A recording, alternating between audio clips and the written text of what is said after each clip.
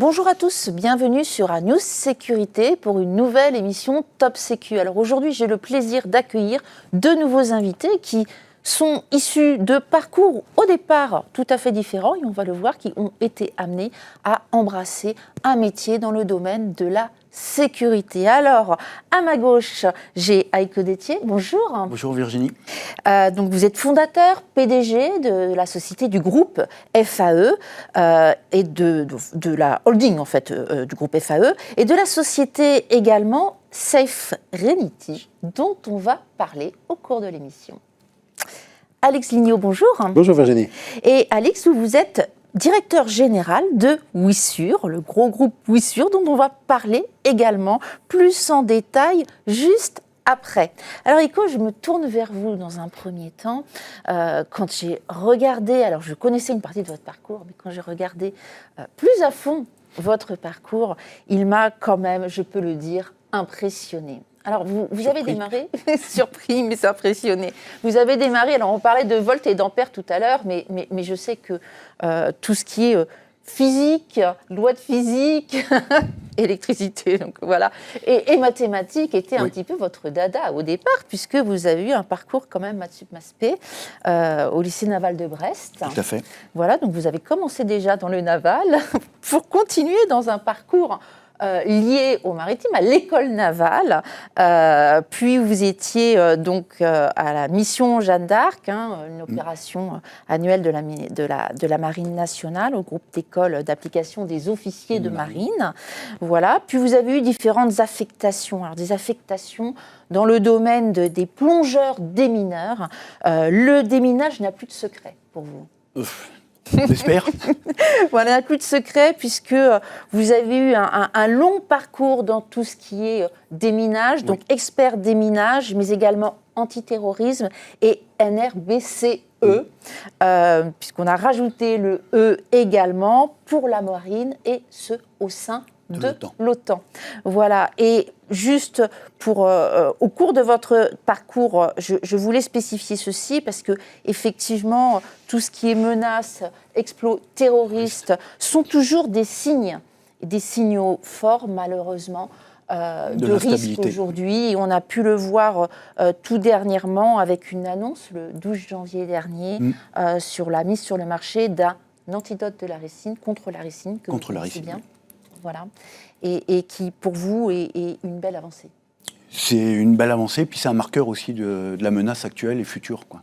Voilà, exactement. Donc, je continue, officier mission extérieure d'Alfusco, tout ce qui est commandant des fusiliers marins, au commando, renfort au profit de Séclan, pour ceux qui ne savent pas, c'est tout ce qui est donc commandement au niveau de la zone atlantique.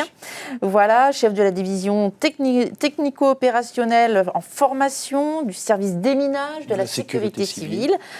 Voilà, chef de la division technico-opérationnelle. Alors, excusez-moi, je dis deux fois la même chose. Directeur du cabinet d'audit Orisco. Alors là, vous quittez le monde institutionnel pour rejoindre le monde privé. On voit que là, il y a déjà un démarrage de quelque chose dans le monde privé pour, en 2013, fonder donc la société FAE. FAE voulant dire formation, assistance expertise. Expertise, tout à fait. Est-ce que vous pouvez nous expliquer comment, en démarrant dans le naval, en travaillant dans un domaine de déminage, une expertise très poussée de NRBCE, on en arrive à se dire un jour, en se levant le matin, je vais créer ma société? Eh ben, en fait, c'est un parcours qui... déjà, la formation marine, on apprend un peu à tout faire. Quand vous êtes officier de marine, vous êtes à la fois opérationnel, vous faites du RH. Quand vous êtes second bateau, vous faites des finances. Quand vous êtes déployé, vous commandez des hommes, vous avez des petites unités spécialisées. Donc en fait, on embrasse un peu toutes les spécialités, tous les métiers, ce qui est un peu le propre du chef d'entreprise, c'est-à-dire être capable d'avoir un œil sur tout, pas être un expert sur tout, mais savoir comprendre tous les enjeux, savoir s'entourer aussi de personnes compétentes pour en fait créer un ensemble. En fait, quand j'étais au déminage, moi je suis arrivé, j'ai été détaché au service du déminage en 2010. Je rentrais d'Haïti Et j'arrivais au déminage en pleine campagne de courrier piégé. Il y a eu toute une campagne de courrier piégé de 2010 à 2012 qui était du propre des groupes anarchistes d'ultra-gauche. Donc très vite j'ai fait des sensibilisations pour des directeurs sûreté de groupes du CAC 40 et d'autres entreprises. Ensuite, en 2011, j'ai participé à une mission d'inspection générale de l'administration au sein du ministère de l'Intérieur qui commençait déjà à réfléchir aux synergies possibles entre le privé et le public. Donc c'était un peu, je dirais, les commençait à parler du continuum On commençait un petit peu à parler du continuum de sécurité parce qu'en fait, il fallait décharger certaines missions du public qu'ils n'arrivaient plus à honorer. Oui. J'avais fait une mission un peu identique quand j'étais patron de la cellule NEDEX de la Marine nationale, où en fait j'avais accompagné l'inspecteur des forces en opération et de la défense du territoire, qui était un général 4 étoiles, et qui en fait pareil faisait une revue des dispositifs de l'armée, air, terre, mer, pour savoir en fait comment créer des synergies entre les armées. Voilà. Et en 2012, dans un concours de circonstances, j'ai eu l'occasion d'avoir une disponibilité. C'est-à-dire, en fait, c'est un dispositif qui permet à des militaires de travailler, entre guillemets, dans le privé, tout en continuant à percevoir un salaire. Et en fait, j'ai sauté sur l'occasion. J'ai tout de suite rejoint le groupe Maori de Frédéric Gicot, qui m'a accueilli chez lui. Et puis, on a commencé à mettre en place des choses. Puis surtout, ça m'a permis, moi, de sentir le milieu de la sécurité que je connaissais. Quand on est militaire, on connaît un peu le milieu de la sécurité, mais surtout l'entreprise. De vous dire, est-ce que finalement ça va me plaire? Est-ce que c'est ça il fallait l'appréhender, effectivement. C'est un petit peu différent, qui est complémentaire, mais différent. Voilà, et puis surtout, c'est est-ce que j'ai ma place dans le milieu privé? Parce que quand on est militaire, et moi je ne connaissais rien du tout à l'entrepreneuriat, est-ce que je me lance? Comment je me lance? Et puis comment marche une entreprise privée, quoi. Donc Frédéric m'a mis à la tête du cabinet Orisco, ce qui m'a permis un petit peu de comprendre comment ça marche. Et puis 6 mois après, j'ai créé ma société, FAE. Vous vous êtes dit, ça y est, je me lance.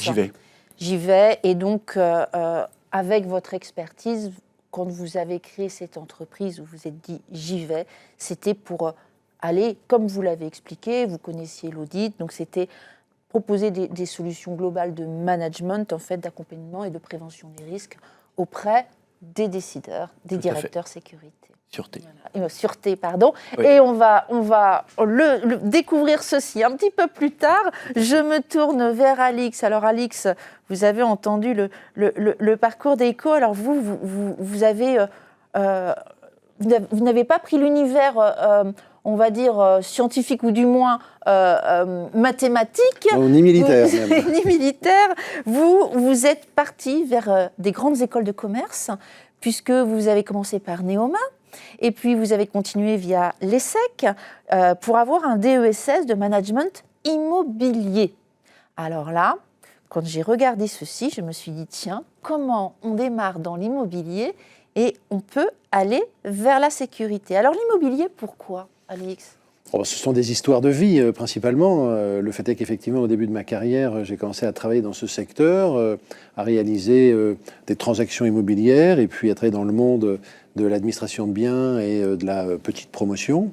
Et puis de fil en aiguille, les rencontres qu'on est amené à faire, comme celle d'aujourd'hui, dont je me félicite, eh bien, vous amènent à avoir des opportunités. Et il se trouve que j'ai rejoint, il y a un peu plus d'une dizaine d'années, un groupe qui, à l'époque, était aussi en formation dans la sécurité et qui avait besoin de cette vision, justement, un petit peu immeuble, cette vision qui pouvait tirer un petit peu jusqu'au facility management et à l'ensemble des services qui pouvaient être associés autour de l'utilisation d'un immeuble. Et c'est comme ça que j'ai mis un doigt dans la sécurité, puis la main, et puis tout le bras est parti dans tout le bras, effectivement, puisque donc vous avez été directeur stratégie organisation pour Mondial Protection, avant de devenir secrétaire général de Mondial Protection, ce pendant 10 ans. C'est ça. Voilà, avant de devenir directeur général de Wissure. Alors Wissure, un gros groupe connu dans le monde de la sécurité, qui est en fait l'émanation de plusieurs sociétés qui ont été rachetées, regroupées, dont la plus ancienne date quand même de 1995. Oui, c'est ça. Le groupe Wissure, aujourd'hui, on peut le dire, est un groupe qui a 30 ans d'existence, dont la composante principale, bien sûr, aujourd'hui, basée autour de Wissure, existe avec déjà pas mal d'historique et de réussite. Mais c'est vrai que le groupe a été constitué à la faveur d'un certain nombre d'opérations de croissance externe, de croissance organique aussi bien sûr, ce qui l'amène aujourd'hui effectivement à être dans le top 5, avec un chiffre d'affaires qui aujourd'hui est un petit peu supérieur à 200 millions d'euros, et avec des effectifs qui avoisinent les 6 000 collaborateurs, oui. Et ce, au travers de 22 agences. Oui. En France, mais également en Afrique. Oui. Le groupe est historiquement présent en Afrique, dans 4 pays, en Côte d'Ivoire, au Togo, au Bénin et au Sénégal, mais est présent dans la zone de l'Afrique de l'Ouest un petit peu plus largement.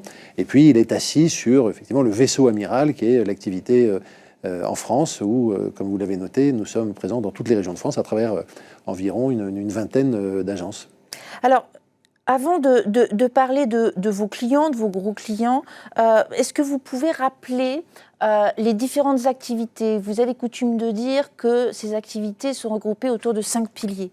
Oui. Pouvez-vous nous les citer? Oui, alors ces 5 piliers, en fait, sont aussi un petit peu liés à la structure de notre groupe, qui est un groupe 100% français, patrimonial.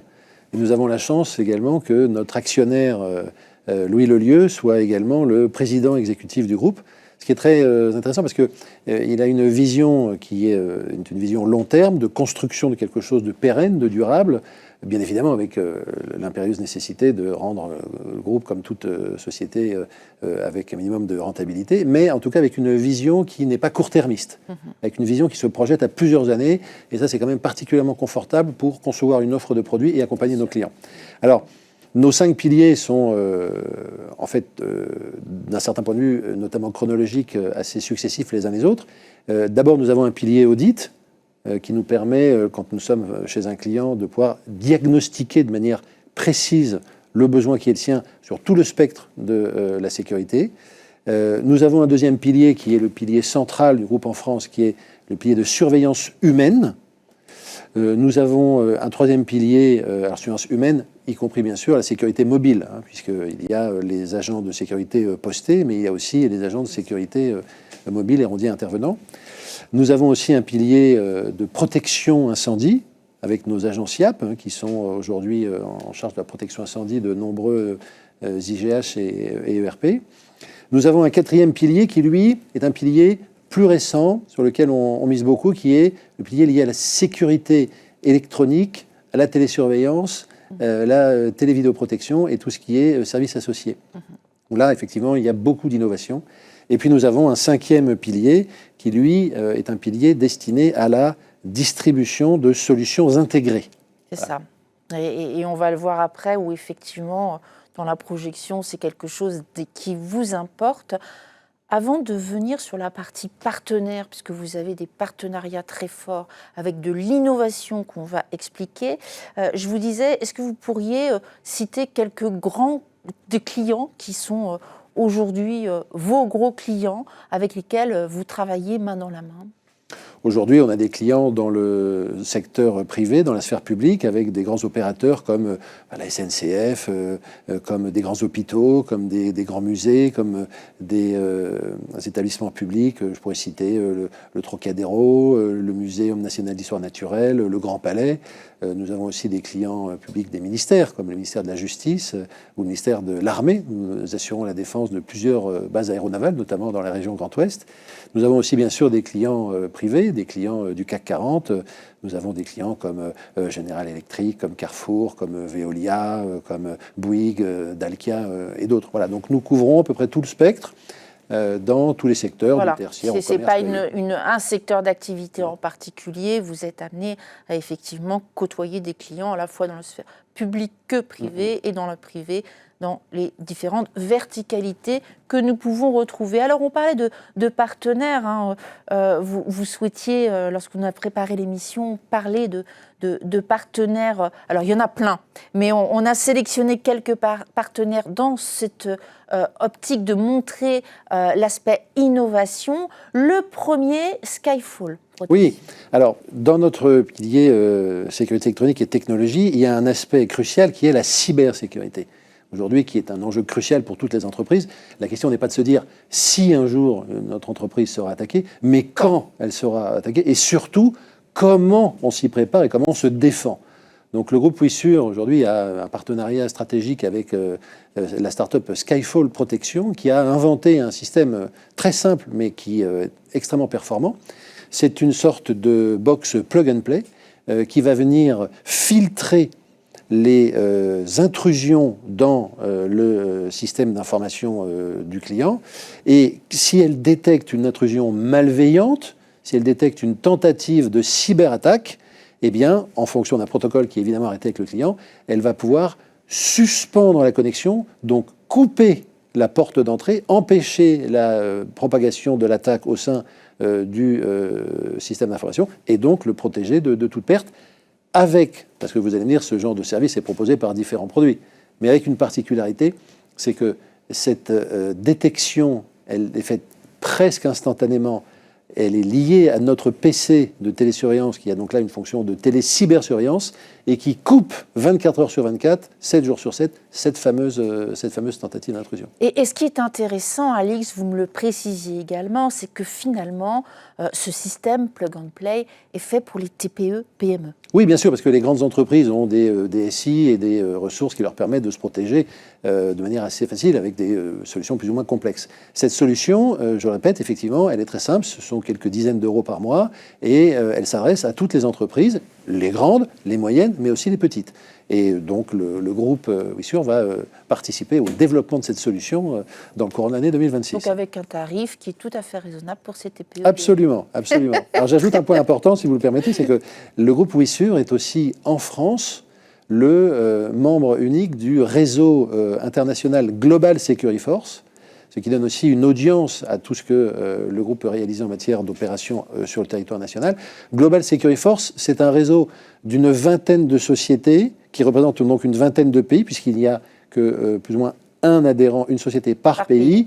C'est aujourd'hui un peu plus d'1,5 milliard d'euros de chiffre d'affaires, et c'est donc Wissure qui représente ce réseau sur le territoire national. Alors on continue sur les produits ? Alors, oui. Et les partenaires, vous avez un gant à nous montrer. Alors, j'ai un gant à vous montrer, effectivement, qui est un gant à impulsion électrique, qui est aussi une grande innovation, qui est diffusée par l'un de nos partenaires. Et je vais vous faire une petite démonstration, on a pour quelques secondes.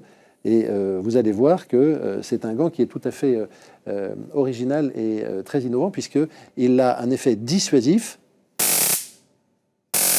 Vous voyez, en diffusant une onde électrique, et il peut aussi, le cas échéant, dans le cadre d'un besoin de défense un peu plus rapproché, avoir un contact avec un agresseur, et donc, en diffusant cette onde électrique, servir de dissuasion. Voilà, là encore, le groupe Wissure est partenaire de la société qui va diffuser ce gant dans les mois qui viennent, et c'est un produit qui est appelé à avoir un certain succès, d'abord pour les forces publiques, et puis ensuite pour les forces privées.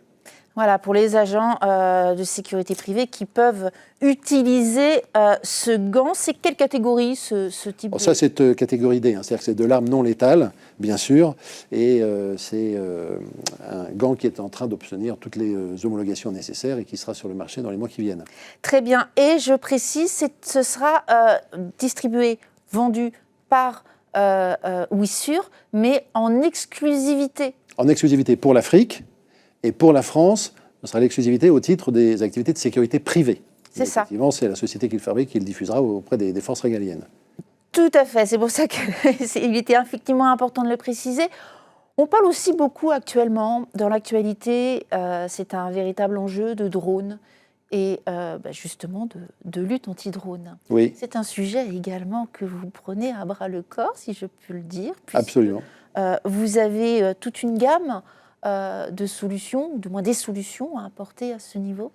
Oui, à ce sujet, nous avons un partenariat double très important avec deux sociétés. Donc la société Arcos qui nous aide nous travaillons ensemble, la main dans la main, pour la conception et puis pour la diffusion d'un certain nombre de dispositifs de communication et de télécommunication durcis, renforcés, sécurisés.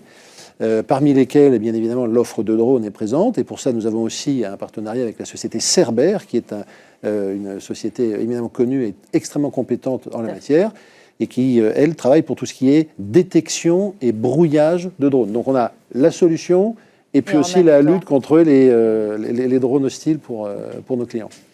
Les drones, c'est un sujet également que vous étudiez, je présume, et surtout lutte anti-drone. Alors nous, lutte anti-drone, non, parce qu'en fait, nous, on fait, c'est pas les domaines de FAE, mais quand on conseille nos clients, on fait des audits chez nos clients, on prend en compte cette menace. Je présume. Surtout qu'elle se développe très vite. Exactement. Et très protéiforme. C'est ce que je disais, et on le voit sur certains sites aujourd'hui. On me racontait la semaine dernière, ce sont des dizaines de drones qu'ils voient passer. C'est pour ça que l'innovation est importante, parce qu'il faut anticiper en fait la menace de demain et puis déjà essayer de la préparer aujourd'hui. Merci Alix. Alors Heiko, on va revenir sur ce groupe FAE. Vous avez parlé un petit peu de cette expérience d'entrepreneuriat et d'avoir besoin de sentir, comme vous le disiez, le milieu de la sécurité privée. Ça fait maintenant un peu plus de 10 ans que vous l'avez senti, Ça fait 13 ans avec quelques jours de plus, puisque la société FAE a été créée le 17 janvier 2013. Et aujourd'hui, vous avez, alors on parlait de clients tout à l'heure pour Wissure, aujourd'hui vous avez un certain nombre de clients qui vous suivent. Vous aviez déjà, avant de commencer, vous l'avez expliqué tout à l'heure, des acteurs qui vous ont sollicité parce que vous étiez connu et connu pour votre expertise, pas juste connu. Voilà. Et donc, de fil en aiguille, de bouche à oreille, j'ai envie de dire, vous avez fait votre chemin, vous vous êtes développé. Racontez-nous un petit peu. En fait, quand j'ai quitté, moi, le ministère de l'Intérieur, j'avais déjà un portefeuille de clients que j'allais former. En fait, je faisais des formations de sensibilisation auprès d'eux. Et quand j'ai quitté le ministère de l'Intérieur, je les ai recontactés pour leur dire que maintenant, j'étais dans le privé. Et d'emblée, ils m'ont dit, on continue. Et donc, je suis parti avec, entre guillemets, avec un portefeuille client. Après, oui, effectivement, il y a eu le bouche à oreille. Quelques connaissances d'anciens de l'école navale qui étaient à des postes de direction des décideurs qui m'ont dit, écoute, on sait que tu es sur le marché, qu'est-ce que tu peux nous proposer ? C'est un milieu où la confiance et la connaissance, le réseautage jouent énormément. Oui, c'est des camarades du lycée naval, des camarades d'école navale. Donc, la confiance est déjà là. La confiance est déjà là, ils savent comment on travaille, on a été formés de la même façon, donc ils savent, et puis on ne doit pas les décevoir parce que c'est quand même des copains. Bien sûr. Donc on a une exigence de qualité. Après, j'ai eu la chance de remporter des appels d'offres, que ce soit l'OCDE, la mairie de Paris, la ville de Paris, la région. L'OCDE, c'était pour faire des tests d'intrusion, la ville de Paris, c'était des audits. C'était tous les audits des équipements publics de la ville de Paris. J'ai fait ça pendant 4 ans. Donc j'étais assez content pour une petite société on va pas dire de damer le pion à des gros projets groupes. Et qu'on vous appelle.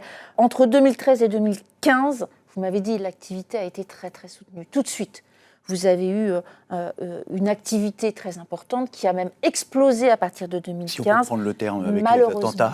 Malheureusement, c'est ce que j'allais dire, explosé dans les deux sens du terme. Avec les attentats. Voilà. Quand il y a eu les attentats de Paris, en fait, les gens ont recherché, il y a beaucoup de groupes, directeurs sûreté, qui ont recherché des réponses à apporter, eux, pour la sécurité de leur entreprise. Peut-être des réponses aussi à apporter à leurs COMEX en disant qu'est-ce qu'on a comme solution, qu'est-ce qu'on peut faire. Donc il y a eu toute une phase pour moi d'audit initiale.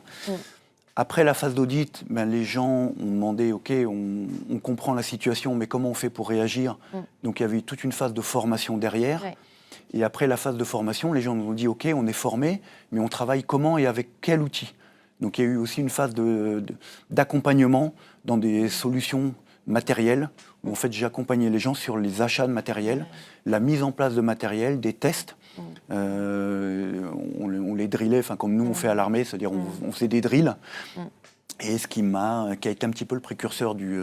C'est ce que j'allais dire, on y vient là, doucement. Du label. Voilà.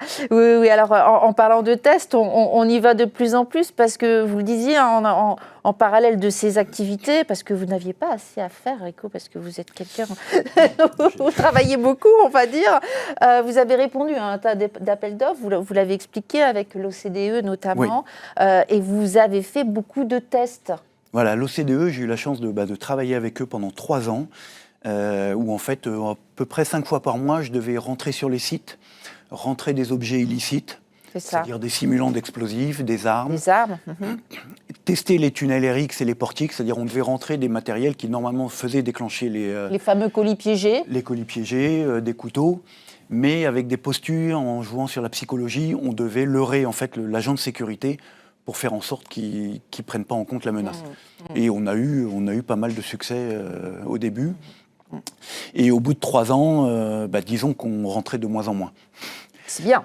Mais parce qu'on formait les gens, c'est-à-dire voilà. que les gens, on a augmenté le niveau de vigilance des agents, on a augmenté le niveau de vigilance de ces gens-là. Alors, est-ce que c'est facile de rentrer sur un site? Alors, vous allez me dire oui, Nico, c'est facile. Oui et non. Mais voilà, attendez. Vous avez une réponse de Normand, là. Ouais. Pourtant, je suis breton. Non, alors en fait, sur des sites, alors, comment dire ça? Les gens sont naturellement bienveillants. C'est-à-dire qu'en fait, ils ne voient pas le mal. C'est-à-dire que les gens, ils vivent dans un certain confort, et, ils ne voient pas le mal partout. Il y a l'habitude, en plus. Il y a l'habitude, et ce qui fait que nous, on joue là-dessus. C'est-à-dire on exploite ces failles-là. Les premiers tests, effectivement, on arrive à rentrer très facilement, parce que pour les gens, c'est tout nouveau. Les agents de sécurité, c'est tout nouveau. Eux ne s'attendent pas à avoir des gens malveillants. Après, au bout d'un certain temps, ça devient très dur, puisque les gens se disent, attention, cette personne-là, elle n'est pas connue, elle a une tête bizarre, ou alors, je ne l'ai jamais vue sur le site. Nous, on a eu le cas, on a fait des clients, on est rentré très facilement. On a fait un test en Angleterre avec 2 camarades. On est rentré sur le site par 2 points opposés et on est tombé sur un bonhomme qui nous a détouré dès le début. C'est-à-dire qu'il n'avait jamais vu nos visages et il nous a interceptés dès le début en disant « Vous, je ne vous connais pas. Qu'est-ce que vous venez faire chez moi ?» Oui. Donc, mais c'est ce qu'il faut en fait. Voilà, on est là pour relever le niveau de vigilance des personnes.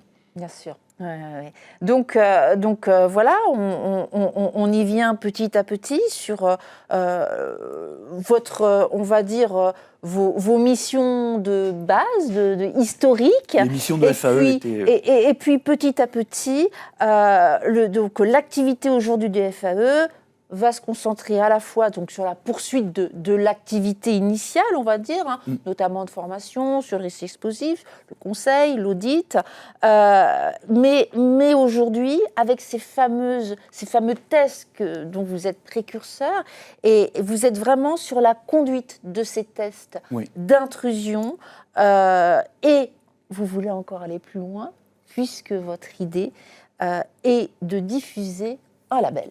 Exactement. Écoutez, on a eu l'occasion, lors d'une émission le 27 janvier, de vous présenter le label Safrenity. Alors, effectivement, nous, on continue le développement de FAE, donc formation, assistance, expertise. Et durant les tests, en fait, on a réalisé plusieurs constats. Déjà, c'est que la sécurité privée souffre d'un mal chronique qui est de justifier, entre guillemets, ses tarifs. Et la négociation tarifaire, et je crois que vous êtes bien au courant du sujet, entre les donneurs d'ordre et les sociétés de sécurité est parfois difficile parce qu'il y a une exigence de rentabilité et puis surtout d'honorer les missions parce que le marché est là. Moi, je constate aussi que la formation des agents est parfaitement cadrée par le CNAT, donc les cursus sont parfaits, mais il n'y a pas d'entretien de la qualification. Je prendrai l'analogie dans la marine, nous sur les bateaux, tous les jours, on a un exercice incendie, pourtant il n'y a pas de feu sur les bateaux. Mais en fait, on entraîne tous les jours les gens à l'exercice incendie. C'est-à-dire qu'on leur fait des tests. Et je me dis pourquoi ce qui se fait dans les armées où on entraîne les gens, c'est-à-dire qu'il y a la formation et il y a un processus d'entraînement continu, de mise en simulation. Pourquoi il n'y a pas ça dans la sécurité privée? Pourquoi ça ne se fait pas? Alors, il y a le client qui ne veut peut-être pas avoir d'exercice sur son site, mais il y a moyen, avec l'espèce de client mystère, d'arriver et de tester les gens. Après, on s'aperçoit aussi que les gens ne sont pas entraînés face à des cas non conformes. C'est-à-dire qu'il y a le cadre, c'est-à-dire qu'il y a l'agent, etc. Mais quand on leur propose des solutions non conformes, souvent les gens sont un petit peu perdus parce que comment je réagis? Est-ce que je réagis mal? Est-ce que j'ai la bonne réponse? Est-ce que j'ai les bons outils pour répondre? Donc nous, on vient aussi les challenger là-dessus. Donc ça, c'est le dernier constat. Et enfin, les audits, quand il y a des audits entre clients et donneurs d'ordre, on s'aperçoit que les audits se concentrent plus sur la partie c'est évaluer le volume de moyens mis en place, mais pas la réponse opérationnelle de ces moyens. Est-ce que les moyens sont opérationnels, suffisants, réagissent correctement ou pas? Et de ça, en fait, on a créé un label, le label Safrenity, qui est la contraction de Safe et Sérénité. Et dans Safe, il y a les 3 lettres de la société FAE. FAE. Oui. Et pour finir sur cette prospective, vous avez pour projet de créer un nouveau métier. Alors là, il y a un nouveau métier. Donc là, on est en discussion parce qu'on ne s'arrête jamais de réfléchir. Quand même, oui. On ne s'arrête jamais de réfléchir. Effectivement, mon métier de démineur, avec le passage dans le privé, fait j'ai été amené à intervenir sur des missions, on va dire, un petit peu de levée de doute, d'accompagnement sur le risque explosif au profit de clients. Et à 2 reprises, en fait, si on n'était pas intervenu, des événements qui réunissaient entre 1500 et 2000 personnes auraient été annulés purement et simplement du fait de bagages oubliés ou alors de fait d'actions malveillantes de personnes qui avaient volontairement mis quelque chose pour un client, je ne nommerai pas, dans le but en fait de faire cesser l'événement. Et donc en fait, moi je suis intervenu avec les équipes Sino et on a levé le doute directement et on a permis la continuité de l'activité. Mais on va suivre ceci avec beaucoup d'attention. Eiko, alors Alix, je me tourne vers vous. Wissur a forcément aussi des idées après toutes ces innovations qui sont en cours. Vous êtes toujours dans cette perspective, vous l'avez dit, Wissur est un groupe qui se veut innovant, précurseur dans différents domaines, mais également, en préparant l'émission, vous me disiez, Wissur demain se veut d'être un guichet unique, quelque part. Oui, parce qu'en fait, on se rend compte que ce qui est important, c'est d'être capable de proposer une offre globale. Voilà. Aujourd'hui, Wissur a la vocation à être un intégrateur. Nous réalisons déjà, notamment en matière de sécurité électronique, des prestations autour du contrôle d'accès, de l'anti-intrusion, de la protection incendie. Bon, j'ai envie de dire, ce sont des basiques que beaucoup d'opérateurs réalisent. Nous, aujourd'hui, ce qu'on veut, c'est aller plus profond dans le besoin, apporter des services avec davantage de plus-value. Alors, utiliser davantage tout ce qui est, par exemple, caméra technique, les levées de doute vidéo, les rondes virtuelles, les escortes vidéo, la téléinterpellation, tout ce qui est autour du fait de pousser un dispositif plus loin dans sa performance. C'est aussi le cas pour, par exemple, la partie hypervision, où on sera demain capable de regarder la situation, par exemple, d'un PC de sécurité d'un client, qui va avoir des briques de solutions probablement convenables à son besoin. Certaines seront moins adaptées, d'autres seront manquantes. On va faire un état des lieux avec lui et on va aller lui proposer des solutions qui vont corriger les problèmes qu'il a et qui vont lui permettre de résoudre un problème qu'il n'a peut-être pas encore identifié. Et c'est ça la valeur ajoutée aujourd'hui du groupe Wissur, c'est cette offre globale, cette capacité demain à faire de la détection comportementale, de la gestion intelligente de flux, bref, tout ce qui va vraiment protéger le client contre un risque futur. Donc ça, c'est l'offre globale. Et les produits innovants, l'idée de continuer à aller chercher les pépites. Il faudra qu'on se voit à la fin de l'émission d'ailleurs. Voilà. Pour justement continuer à innover, à chercher le nouveau. Nous avons par exemple inventé le concept de la task force, c'est-à-dire que nous prenons des agents de sécurité entre guillemets classiques.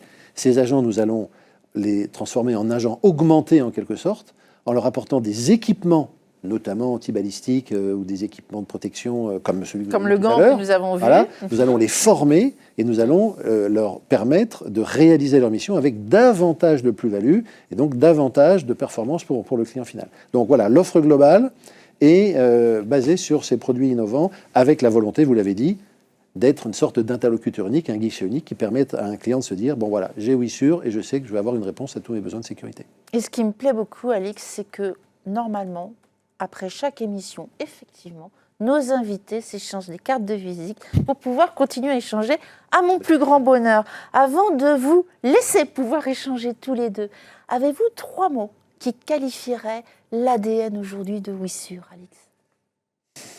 3 mots, c'est difficile parce que j'aurais tendance à en choisir davantage, mais je dirais qu'incontestablement, il y a le mot intégrité, d'abord et avant tout, puisque nous sommes à la base un groupe qui réalise des prestations de services humaines. Donc nous passons notre vie à correspondre et à travailler avec des hommes et des femmes. Je vous le disais tout à l'heure, il y en a plus de 6 000 et 1 millier en Afrique. On n'oublie jamais ces racines et le fait que d'abord et avant tout, tout est fait autour de l'humain et pour l'humain. Donc cette intégrité, le groupe est responsable, il est engagé, il a un certain nombre d'engagements, notamment de soutien de la réinsertion par la formation et le travail. Donc on aura l'occasion d'en parler plus tard, mais nous avons un engagement associatif et caritatif important. Donc cette intégrité, c'est vraiment le premier maître mot. Après, bien sûr, il y a l'innovation.